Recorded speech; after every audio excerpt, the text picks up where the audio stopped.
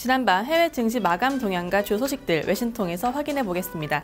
오늘 새벽 뉴욕 증시는 재정 절벽 합의 소식에 크게 환호하며 2013년 증시의 문을 활짝 열었습니다. 모두 2%가 넘는 높은 상승폭을 보인 것인데요. 이 내용 CNN-머니 통해서 확인해 보겠습니다.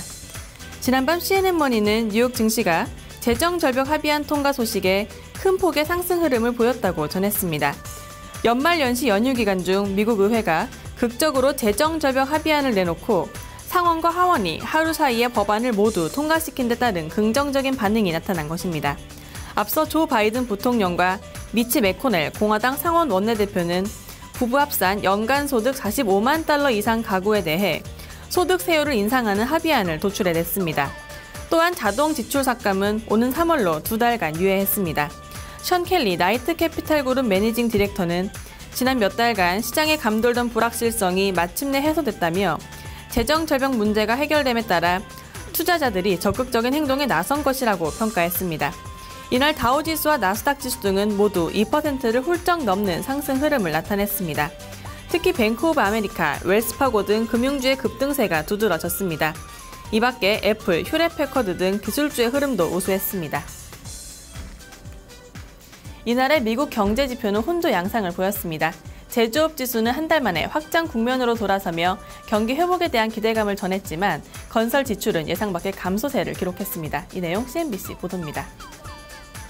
지난밤 CNBC에 따르면 미국 공급관리자협회가 발표한 지난달의 제조업 지수가 50.7을 기록했습니다.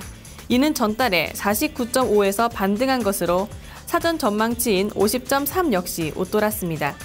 전달 예상 밖의 하락세를 보이며 40개월 만에 최저치로 내려앉았던 것에서 한 달 만에 확장 국면으로 재진입한 것입니다.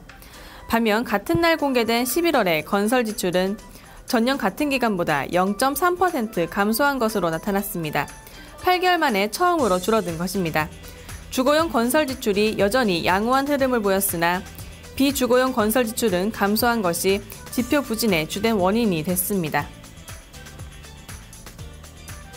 세계 최대 소셜 네트워크 서비스인 페이스북이 향후 모바일 광고 시장의 밝은 전망에 힘입어 5%대 급등세를 보였습니다. 이 내용 블룸버그 보도입니다.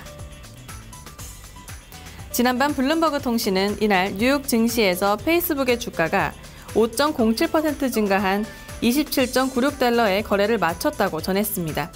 이날 페이스북의 주가 상승은 JP 모건 체이스가 광고 시장의 전망이 밝다며 페이스북의 목표 주가를 35달러로 상향 조정한 영향이었습니다. 페이스북은 10억 명에 달하는 모바일 유저를 대상으로 한 새로운 광고 플랫폼을 도입한 바 있는데요. 여기로부터의 수익이 오는 2014년에는 유선 인터넷 광고 시장을 초과할 것으로 점쳐지고 있습니다.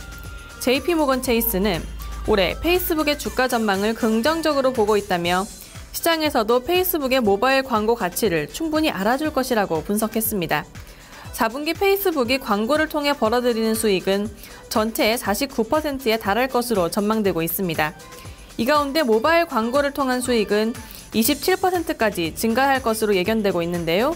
3분기 14%에서 2배 가까이 늘어난 규모입니다. 지금까지 외신 브리핑이었습니다.